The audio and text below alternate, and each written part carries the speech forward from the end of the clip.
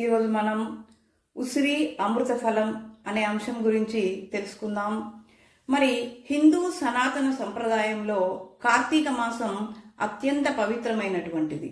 మరి ఈ నెలలో దీపదానం, తులసి పూజ, ఉసిరి చెట్టు పూజ మొదలగు ఆచారాలు అత్యంత పుణ్యప్రదమైనవిగా చెప్పబడ్డాయి.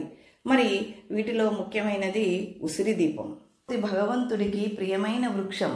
పద్మపురాణం, స్కందపురాణం ప్రకారం విష్ణు భగవానుడు స్వయంగా ఉసిరి చెట్టు వద్ద నివసిస్తాడని, అందుకే ఉసిరి చెట్టు కింద దీపం వెలిగించాలని అంటారు. ఈ ఆచారం ఆత్మశుద్ధి, జ్ఞానప్రాప్తి, ఆరోగ్య రక్షణ వంటి గాఢమైన ఆధ్యాత్మిక అర్థాలను కలిగి ఉంది. అందుకే ప్రతి భక్తుడు కార్తీక మాసంలో ఉసిరి దీపం వెలిగించి తన మనసులో దివ్యజ్యోతి ప్రసరింపజేయాలి. ఉసిరి అంటే కేవలం పూజా వృక్షం మాత్రం కాదు. ఇది ఆరోగ్యానికి, ఆహారానికి, ఆధ్యాత్మికతకు 3 రకాలుగా మానవ జీవితంలో భాగమైన ఓ అమృత ఫలం. ఉసిరి పచ్చడి తెలుగువారింటి ప్రత్యేకత. ఇది శరీరానికి తేజస్సు, జీర్ణశక్తి ఇస్తుంది.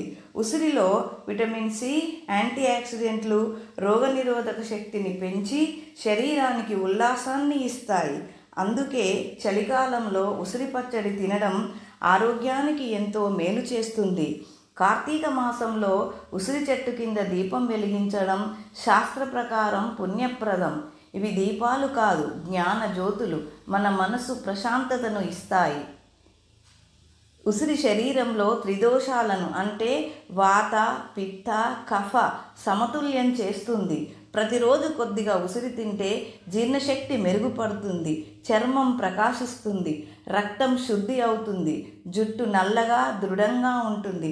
మరి ఉసిరి పచ్చడి రుచికి రాని. ఉసిరి దీపం.